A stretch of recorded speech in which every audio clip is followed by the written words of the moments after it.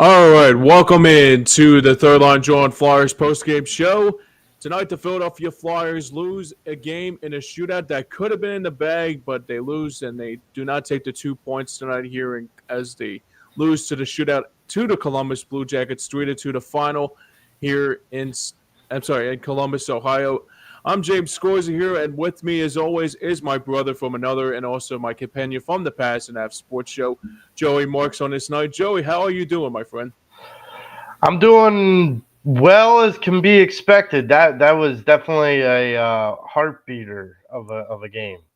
Yeah, it was one of those games that, Fedotov played well, and obviously the team looked like they played well, but man, Columbus is just one of those teams that is going to be a real tall test as we get closer and closer to that crunch time around April. So, because the next time the Flyers will be playing Columbus will be around the time everybody will be locked in for the playoffs. But this game was one of those games that looked to me that it could have been in the bag. Obviously, the one thing I was really excited about is that it was like one of those games that could have been easily been in the bag. But Joe, sometimes you can't always get what you want, I guess.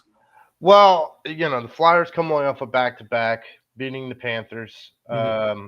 That was a huge win. And then getting the first goal in the first period. It seemed like the Blue Jackets came out a bit flat in the game, in the beginning of the game, and you thought that the Flyers were going to take full advantage of that. Now, it's not for a lack of trying.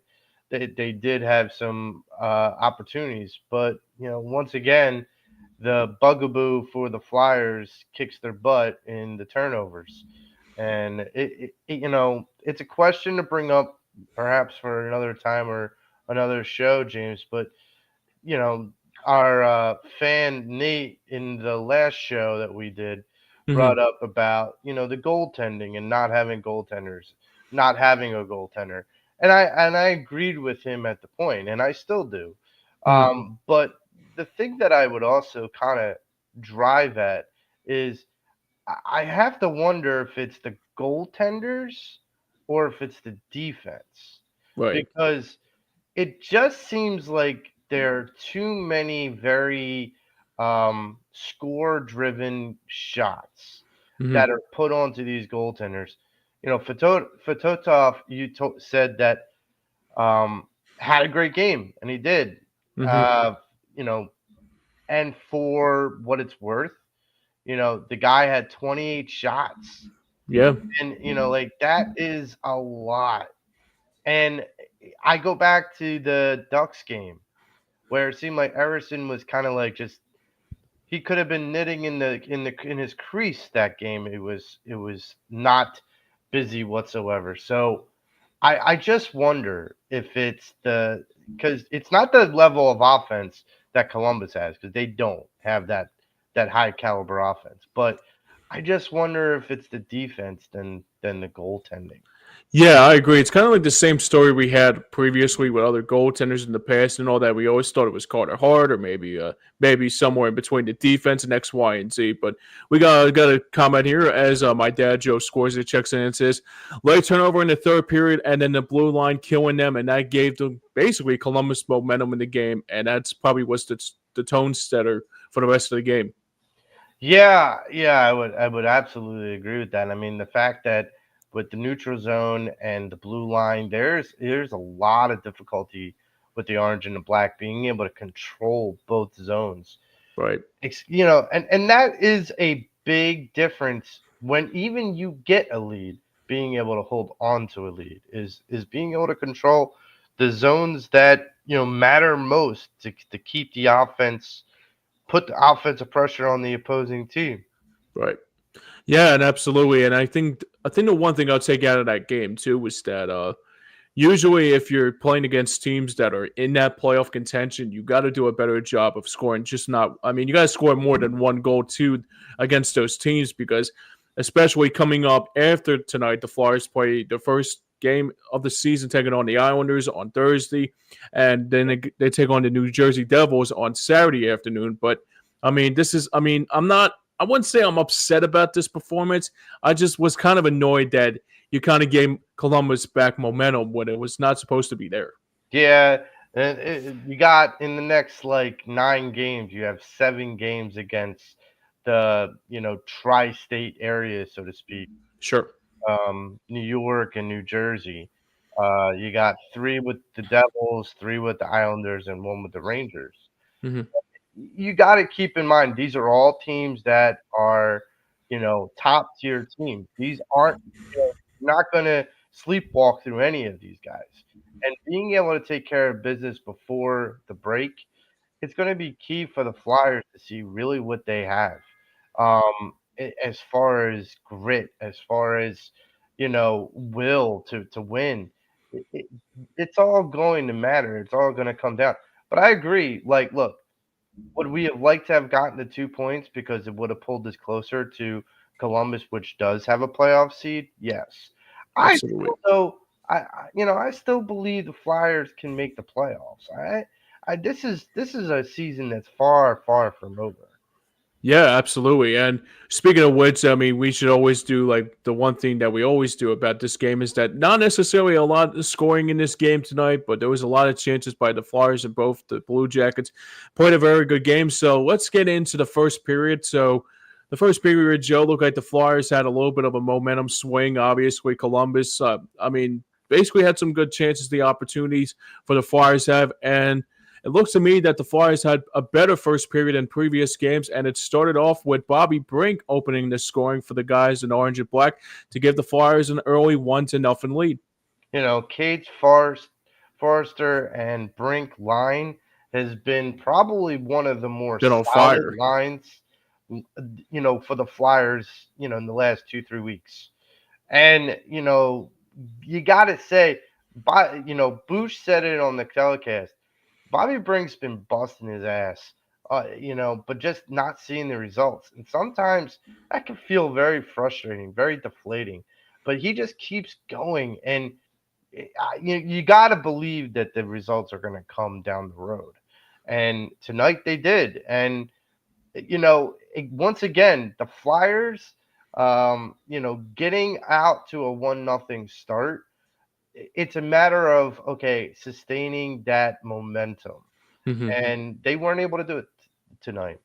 Yeah, I mean, the best thing I would say about it too is that a little bit of a quote from the great movie Hoosiers: "Focus on fundamentals and time again." And I guess that wasn't the case here tonight, Yeah. as we get closer and closer to the end of the first period, and it looked like Columbus had the chance to tie the game, and they did with one of their defensemen and Zach Werenski to tie the score up at 1-1.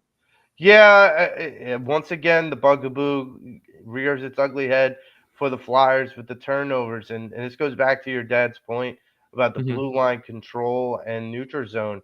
If you can't control the blue line, you can't control your blue line. You're gonna have a difficult time, especially with if a team knows that they can forecheck you off the blue line. That means that you're more susceptible to on-man rushes, turnovers, easier situations for the opposing team, harder situations for your goaltender. Yeah, and I think that's the one thing I really took out of this game tonight. Because usually, I mean, the thing about with the Flyers is that, like you said, is that like given a little bit, like playing like you had the game in the wrap, obviously, and also like a player that's been dealing with up and down injuries with Zach Werenski, and also seeing him play tonight was like, I mean, the one thing you had to do is probably just had to take him out of the game to give him like probably get rid of some of the momentum that he was bringing into this game. But that was the score after one period of play. The Flyers and Blue Jackets were tied after 20. But the second period was basically more of a physical kind of atmosphere for the Flyers and for Columbus. But the big story in that second period was not just the shots on goal, but it was more of another pot stirrer, like I would say, and Matthew Olivier starting to probably instead of playing chess. I'm sorry, starting to stop. I'm sorry. Instead of playing checkers, he was playing chess, and obviously, like, kind of got on the bad foot of the Flyers and probably had a little chip on their shoulder from the last two meetings. Yeah, and we kind of had a feeling this was going to happen. After the last time that they met, we kind of had a feeling that certain players on that Blue Jackets squad was not going to forget that last meeting. And so much so that in the last meeting, I think it was Olivier who stared down the Flyers bench, Hmm. and that didn't sit well with a lot of the Flyers. And I'm sure a lot of the Flyers let him know specifically during some moments in this game. There were parts of this game I feel like that just both teams kind of, and maybe especially in the second period, both teams just kind of didn't care about scoring. They Right. just wanted to get into each other. Like, Yeah. and I'm like, okay, guys, the puck has to go in the net, right? Like you guys could keep beating the holy hell out of each other, but the puck still has to go in the net. Yeah, I mean that's the thing too. At first, it was kind of like the Johnstown Chiefs were like playing against the Flyers tonight after that big hit, and then a whole big melee started to happen. I mean, the only difference was they didn't put on the foil, or Columbus put on the foil, but obviously that's another story for another time. But so, like I said, Matthew Olivier was the pot stirrer in that one, but it stayed tied at 1-1 apiece. As believe it or not, the standout in that second period rather was Ivan Fedotov and Danil Tarasov, standing tall after 40 minutes in the books. Yeah, listen, Tarasov, that's okay. Tarasov, I mean, I don't know how to You say these got you names. got to forgive me with some of these Russian names. You As know, the one, as the yeah. one. So Tarasov, he has struggled this year to say the Mhm. least. He Yeah, went 0-5 in the last five starts he's had for the Blue Jackets with 25 goals against, 25 goals scored on him, I should say, and in those 5 games. So this is a guy that can be scored on. Tonight, I think he had to feel like he had to make some early saves in order to get himself more comfortable. And when you looked at that first period, only giving up one goal, especially giving up the first goal, he could have crumbled. That gate yeah, could have opened and never closed. And kudos to him and for Totov. You know, he listen. This is we've talked about this before. The goaltender situation for the Flyers is fluid. yeah, You got young guys that are aching to just be the star.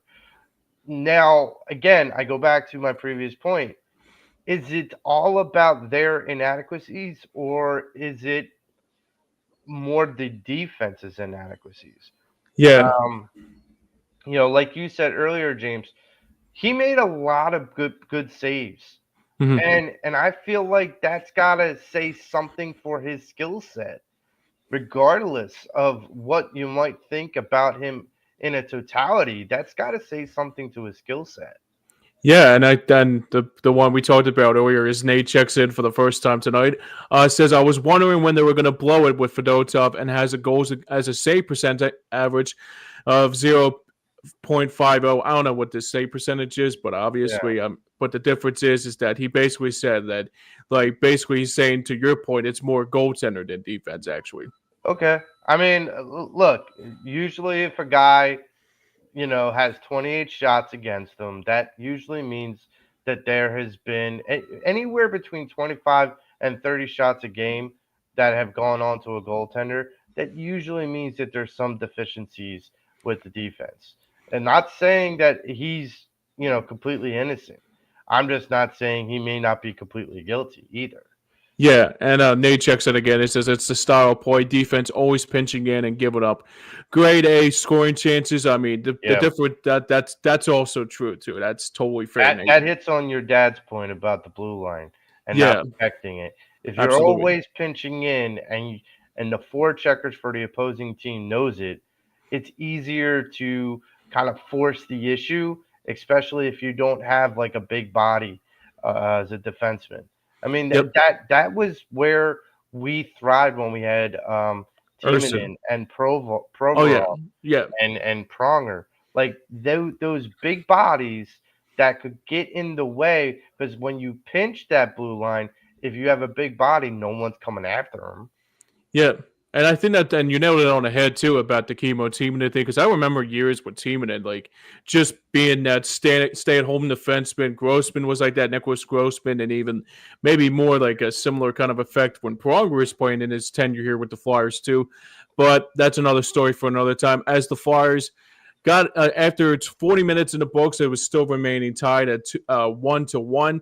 But the Flyers will get a response as Owen Tippett finally getting off the schneid and giving the Flyers, I would have thought, the lead and probably give the Flyers a comfortable 2-1 lead. But right now, the Flyers had a 2-1 lead at this very point in the game.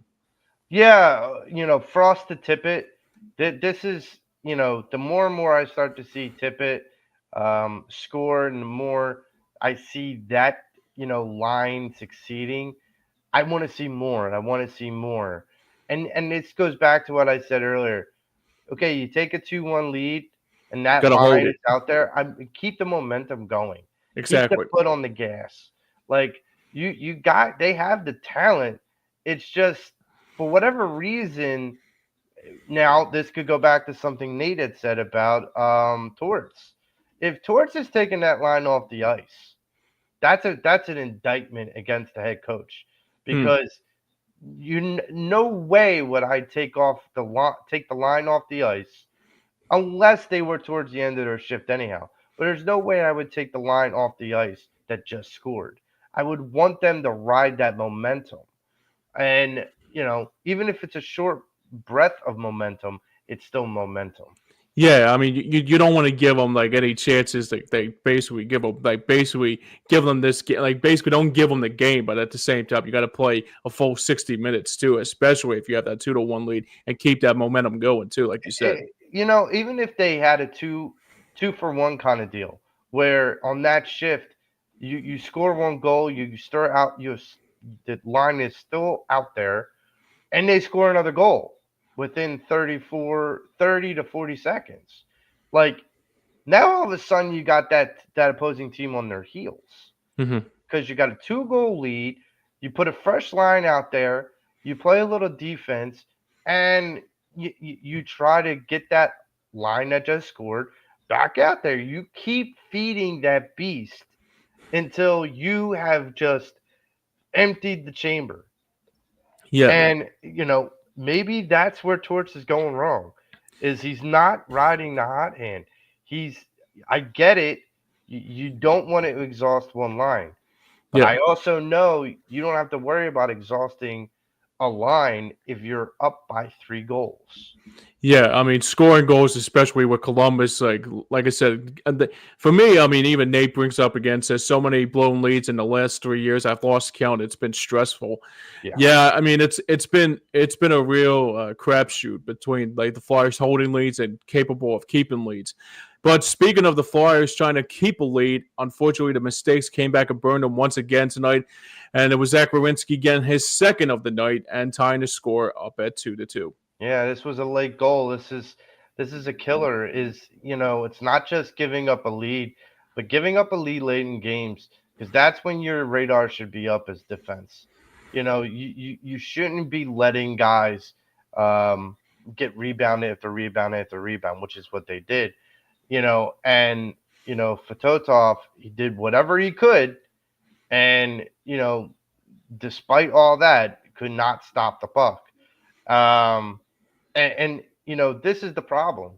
At the last 5 minutes of the game, your focus should be, how do we get that puck out of our zone, Mm-hmm. especially if you have the lead and you're trying to sustain it. Look, I get it.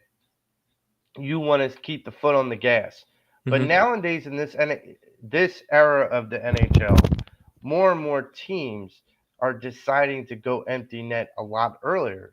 So if you had a 2-1 lead, and I think he scored with 3 minutes and 30 seconds left in the game, you hold that lead to 2 minutes. All of a sudden, they have to pull their goaltender. Right. And that makes them, yes, with a man advantage, but that makes them susceptible to just giving up an empty net goal. So, look, I I agree with Nate that I can't even count how many times they've given up the lead.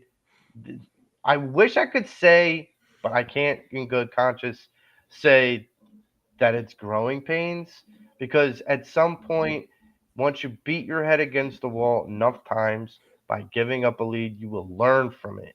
Mhm. And if they haven't learned how to hold on to leads, it's they got to learn how to hold on to those leads. Yeah, Let's and put it that way. I mean, for me, I think it's probably Evan Flow, maybe growing pains. I mean, that's the same thing. Yeah. I mean, it's kind of like the same kind of like effect you have. Nate checks in one more time and says, "You guys are doing a great job. Keep it up. Thank you for chiming in, my friend. I Thank really do you. appreciate. We always like to hear your comments on the game, but let's go to what really mattered the most. So, unfortunately, it's like the same old song and dance I could bring on by the pregame. Flyers not winning in regulation and once again setting the stage for overtime, but this one was probably one of the most intriguing overtimes because there was no stoppages. Yeah, 5 minutes nonstop action, and I mean, me and James were both watching it, and I'll tell you, 2-on-1s, it gave you everything you would want out of an overtime, but not a goal. It did not give you a goal. Yeah, I mean, unfortunately, sad but true. I mean, the Flyers and the Blue Jackets played one of the best 3-on-3 overtimes. This was probably one of the best ones I've seen. But honestly, it was like, I would love to see the Flyers just come out with the 2 points out of it. But like we always do, 65 minutes, not enough. And the word I hate to say, I was there for 2010 for the Flyers getting into a shootout. Unfortunately, this night they went into the favor of Columbus. Yeah, I'm still not a fan of the shootout. I'm Me just neither. I'm not going to ever let that go. Because it's a skills competition. It is. It's not a game. It's a skills competition. So whoever is skillful and it kind of strips the goalie down It because does. you could have a skillful skater, but like a goaltender is restricted to a certain level with the amount of pads that they wear and all these different circumstances. I know that there are some goalies that are good at shootouts, and I get it. There can be talent on both ends, Hmm. but I really do think with the talent that's out there now in the NHL, like a McDavid and an Ovechkin and stuff Sure. like that, there are more skillful skaters than I would say skillful goaltenders. So I don't really love this shootout. And look, good for the Blue Jackets. They had one more skillful player, or I'm sorry, two more players Skillful. than the Yeah. Flyers. But yeah, it was a rough go. Yeah, it's kind of like just when we thought we were out, they pulled us back in, like, something like that. So like I said, the Flyers lose again tonight by a final score of 3-2 in a shootout. So let's do something that we haven't seen a lot in this game, but let's get into our MVPs of this game. Obviously, I'll let you start first, and I'll piggyback what you say. I gotta say, I gotta give it to Fatotov. Hmm. Like he impressed me because of some of the big time saves he made. It's one thing to have 28 saves or 26 saves. It's a whole other thing to do it by making really tremendous saves, and he had to tonight. And if he didn't, I'm afraid to say this could have been a 5-2 game or a 6-2 game, favoring Columbus. But I give my MVP to Fatotov. I agree. I mean, I think this is probably one of the best outings I've seen from Fedotov in quite some time. I mean, the one thing I was really intrigued about too, and I think we're in the same boat, is that our MVPs are definitely Ivan Fedotov because he only gave up one goal, other than that, like I said, that goal late in the third period. But overall, he stood tall all game. He played very, very well, and also played to the standards of what he was. I mean, something that I don't see a lot with backup goaltenders, but he did a really good job tonight, Joe. Yeah, yeah, and look, I hate to say it this way, but it's the truth. All the goaltenders that we have, from Erison to Kozlov to Fatotov, they're all backup goaltenders, really. But Yeah. like, we got to figure out which one we're going to carry through until we get that starter. Right. Because I don't see any of these three men kind of becoming a star. I'm sorry, I just don't think any of these guys are Bobrovsky and Yeah. Carter Hart and whatnot. I just I'm with don't. you. Yeah, I'm But with you. he is still, nonetheless, he did play excellent for what the expectation was, and it's something that JJ said on the new telecast too.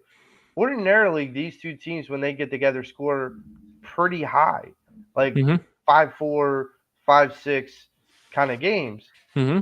This was not that. And you got to give a little bit of credit to both goaltenders for minimizing the scoring damage that each team could have had, because both teams had really good scoring opportunities. Yeah, they did. I mean, this was probably one of the best games that I've seen in a while for the Flyers. But the one thing I was really intrigued about as we get closer and closer to the end, the one thing I was really ecstatic about was that the goaltender, like obviously you said about Fedotov standing tall and all that.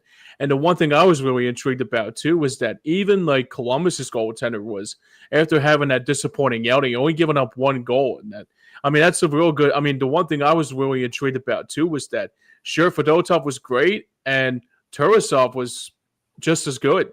Yeah, matched them stride for stride.